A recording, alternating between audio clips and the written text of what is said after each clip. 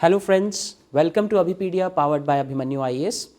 Today is 25th of December 2020 और देखते हैं कि आज न्यूज़पेपर्स में आपको कौन सी न्यूज़ पढ़नी चाहिए.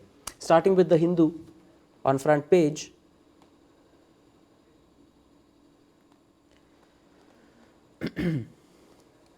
तो आज दो न्यूज़ बहुत इंपॉर्टेंट हैं जो आपको करनी है. First is Britain and EU clinch Brexit trade deal. आज की सबसे इंपॉर्टेंट न्यूज़ अगर कोई है तो वो ये है, जैसे पिछली वीडियो में हमने किया था, सबसे इंपॉर्टेंट न्यूज़ थी that Cairn India has won an arbitration against India in retrospective taxation case. तो वो बहुत इंपॉर्टेंट इशू है आपका, बहुत ही ज़्यादा इंपॉर्टेंट इशू है इंडियन इकोनॉमी पर्सपेक्टिव से. और आज जो इंपॉर्टेंट है IR पर्सपेक्टिव से, that is the Brexit trade deal. कई सालों से इसके ऊपर नेगोशिएशन चल रही थी. Many prime ministers change, there was a referendum held, lots of ups and downs throughout Europe. तो आज फाइनली ये डील साइन हो गई है. इसके क्या न्यूएंसेस हैं, क्या टर्म्स एंड कंडीशंस हैं, क्या क्या अग्री हुआ है, क्या क्या अग्री नहीं हुआ है. Very very important for India. In fact, its impact on India is the most important aspect that you have to study. Brexit deal का इंडिया पे क्या impact होगा, because it's a globalized world. और India पे कुछ impact इसका अच्छा ही होने वाला है, that we know because the Sensex has also seen a jump yesterday. तो ये एक न्यूज़ आपको अच्छे से करनी है. Then government renews offer for dialogue. Government और फार्मर बॉडीज़ के बीच में ये टसल चलती आ रही है. अभी तक इसके बारे में कुछ कॉन्क्रीट नहीं आया है. So you can keep on reading these news for the sake of continuity. कल वाली जो न्यूज़ थी केन इंडिया, उसी के कॉन्टेक्स्ट में ये न्यूज़ है. वोडाफोन केस का जो वर्डिक्ट आज से 3 महीने पहले आया था, उसके अगेंस्ट इंडिया ने अपील फाइल कर दी है एक सिंगापुर कोर्ट में. तो इंटरनेशनल आर्बिट्रेशन ट्राइब्यूनल का ये डिसीजन आया था इंडिया के अगेंस्ट, जिसमें इंडिया की 22,000 करोड़ की जो डिमांड थी रिट्रोस्पेक्टिव टैक्सेशन की, उसे खारिज कर दिया गया था. तो अब इंडिया ने इसके अगेंस्ट अपील की है सिंगापुर के कोर्ट में. ये इसलिए इंपॉर्टेंट हो जाता है बिकॉज कल ही केन इंडिया के साथ भी इंडिया अपना केस जो है वो हार गया है. तो एक तरह से इंडियन इकोनॉमी में ये बड़ा इंपॉर्टेंट हो जाता है that what should be the legal basis, what should be the ethical basis for retrospective taxation. कोई भी टैक्सेशन अगर आप बैकडेट से अप्लाई करते हैं, इज इट एथिकली और मॉरली करेक्ट और नॉट. तो आज बहुत सारे एडिटोरियल्स भी हैं इस टॉपिक के ऊपर. देन ये एक न्यूज़ है, economic revival beating prediction says RBI bulletin. Reserve bank of India के बुलेटिन में ये कहा गया है कि जिस तरह से इकोनॉमिक रिकवरी इतनी ज़्यादा तेज़ हो रही है, तो जितने भी हमने प्रिडिक्शन किए थे कि इकोनॉमी इतनी डाउन जाएगी, इसको रिकवर होने में बहुत वक्त लग जाएगा, most of those estimates are proving to be wrong, क्योंकि रिकवरी बहुत फास्ट है. So it's a good news for us as an economy. तो फ्रंट पेज पे आपको ये न्यूज़ पढ़नी है. Then let us come straight to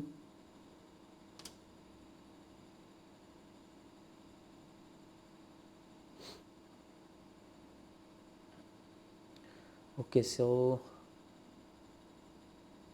page number 12 editorial. Editorial page पे एक बहुत ही अच्छा आर्टिकल आया है आज. It is so good that you can even keep a cutting of it. It is written by Mr. Dipankar Gupta, The Farmers Protest Truths and Half Truths.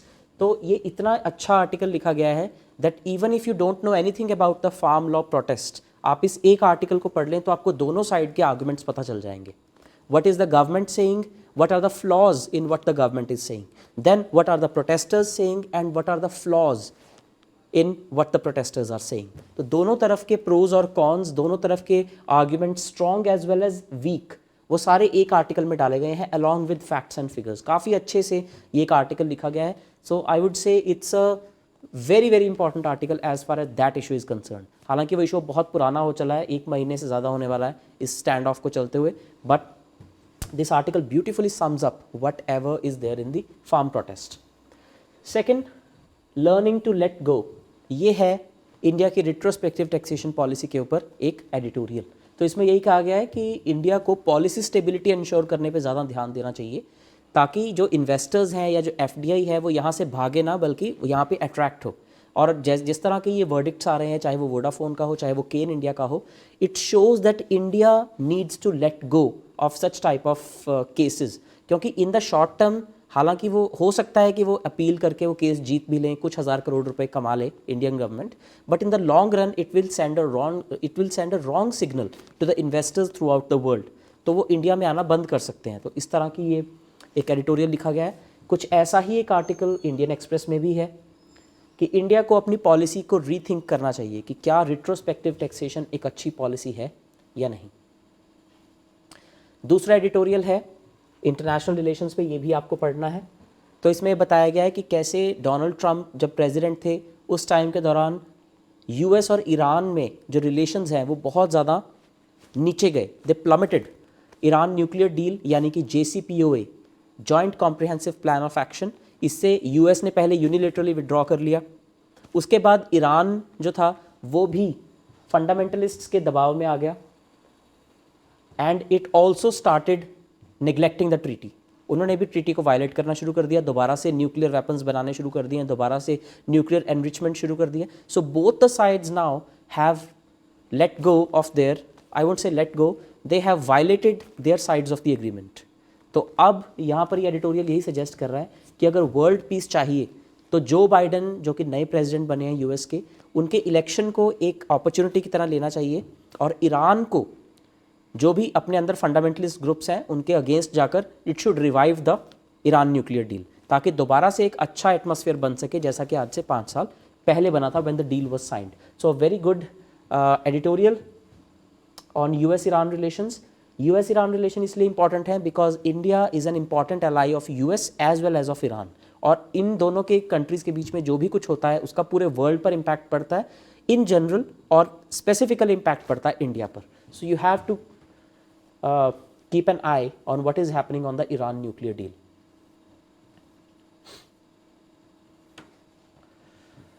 Moving ahead,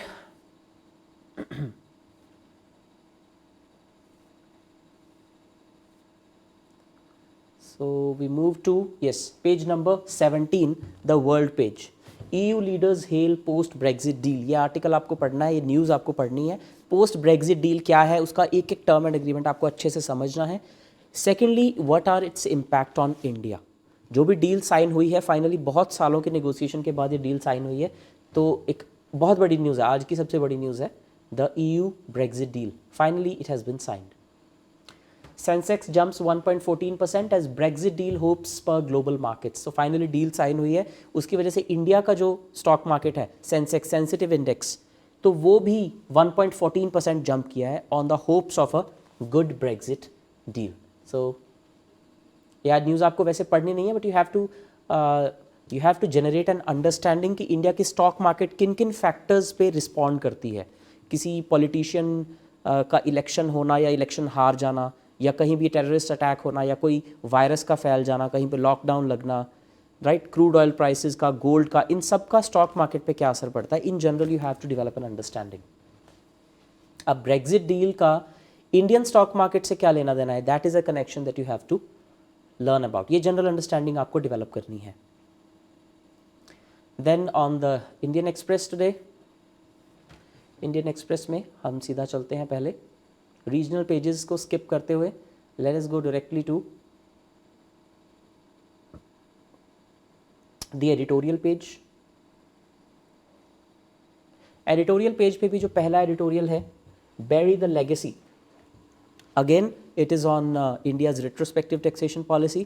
इसमें भी यही सजेस्ट किया गया है कि गवर्नमेंट को अपनी retrospective taxation policy को दोबारा से रिकैलिब्रेट करना चाहिए, और वोडाफोन और केन केस के बाद इसको सोचना चाहिए कि क्या ऐसी policy in the long term India के इकोनॉमिक इंटरेस्ट में है या नहीं। कि ऐसा ना हो कि ये दोनों केसेस तो इंडिया जीत जाए, but in the long run the investors they refrain from entering Indian market, जो कि हमारा पर्पज़ नहीं है। Then we go to the explained page।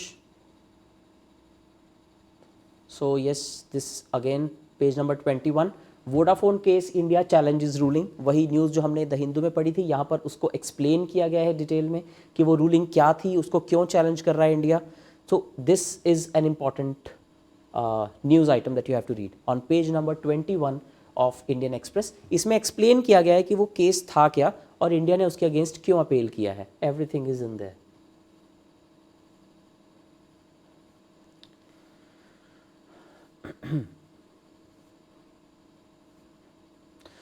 एक इम्पॉर्टेंट न्यूज़ है जो दिखने में इतनी इम्पॉर्टेंट शायद ना लगे, but from economy perspective, page number 23 पर PM to launch DFC section in UP.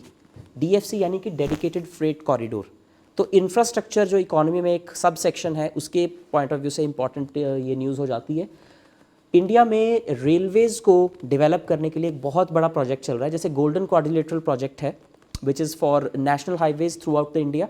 उसी तरह से एक डेडिकेटेड फ्रेट कॉरिडोर प्रोजेक्ट है, eastern dedicated freight corridor and western dedicated freight corridor. जो ईस्टर्न डेडिकेटेड फ्रेट कॉरिडोर है वो दिल्ली के पास से शुरू होकर कोलकाता पोर्ट तक जाएगा, और जो वेस्टर्न डेडिकेटेड फ्रेट कॉरिडोर है वो पंजाब से शुरू होकर जवाहरलाल नेहरू पोर्ट महाराष्ट्र तक जाएगा। So it is like an arc on the map of India, eastern dedicated freight corridor and western dedicated freight corridor. तो ये बेसिकली एक हाई स्पीड ट्रेन जो कि सिर्फ फ्रेट को कैरी करने के लिए होगी, वो एक कॉरिडोर बनाया जा रहा है without any disruptions, without any railway crossings. तो फ्रेट को कैरी करने के लिए, और इसमें कुछ कुछ सेक्शंस बीच बीच में से जो इनॉग्रेट किए जा रहे हैं। तो इसी में से एक 350 किलोमीटर्स का सेक्शन प्राइम मिनिस्टर इनॉग्रेट करने वाले हैं। This particular news is not important, but you should search about the dedicated freight corridor project in India. इसके बारे में आपको 3-4 फाइन पॉइंट्स पता होने चाहिए कि ये कहाँ से लेकर कहाँ तक है। जैसे दादरी से लेकर कोलकाता तक है, फिर दंकुनी से लेकर जवाहरलाल नेहरू पोर्ट तक है, लुधियाना से लेकर शुरू होता है। So you have to know about these facts about the dedicated freight corridor. जहाँ कहीं भी आपको रेलवे इंफ्रास्ट्रक्चर से रिलेटेड या फिर फ्रेट इंफ्रास्ट्रक्चर से रिलेटेड कोई क्वेश्चन आता है, you can pump in this few points in there.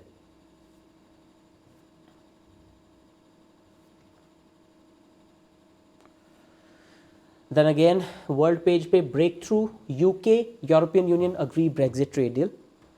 इस पे जितने भी न्यूज़ हैं आज आप वो सभी पढ़ सकते हैं, उसमें से एक कंपाइलेशन बना सकते हैं that what actually are the terms and conditions of this agreement. Then on the explained page, page number 27 of today's Indian Express, mutated virus versus tests, vaccines. Science and technology का article है, ये आपको पढ़ना है कि आजकल बहुत बात चल रही है कि वायरस का नया स्ट्रेन आया है, म्यूटेशन आई है। What is mutation, how it can be different, how it will impact the tests and vaccination. क्योंकि ऑलरेडी हम ऐसी स्टेज में हैं जहाँ पर हम कोरोना वायरस की वैक्सीन्स को कभी एमरजेंसी ट्रायल के लिए तो कभी ह्यूमन ट्रायल्स के लिए अप्रूव कर रहे हैं। कुछ कंट्रीज़ ने तो वैक्सीनेशन तक शुरू कर दी है, जैसे कि यूके ने शुरू कर दी है, बहरीन ने शुरू कर दी है। सो ऐसे में क्या नया स्ट्रेन और नई म्यूटेशन क्या असर डालेगी साइंस एंड टेक के पॉइंट ऑफ व्यू से, ये आपको ज़रूर पढ़ना है। So this is all there is in today's newspapers. अगर आपको वीडियो अच्छी लगी हो please like, subscribe and share, और डिस्क्रिप्शन में दिए गए लिंक पर जाकर आप हमारे पोर्टल पर रजिस्टर कर सकते हैं to get access to so many more courses free of cost. Thank you and have a nice day.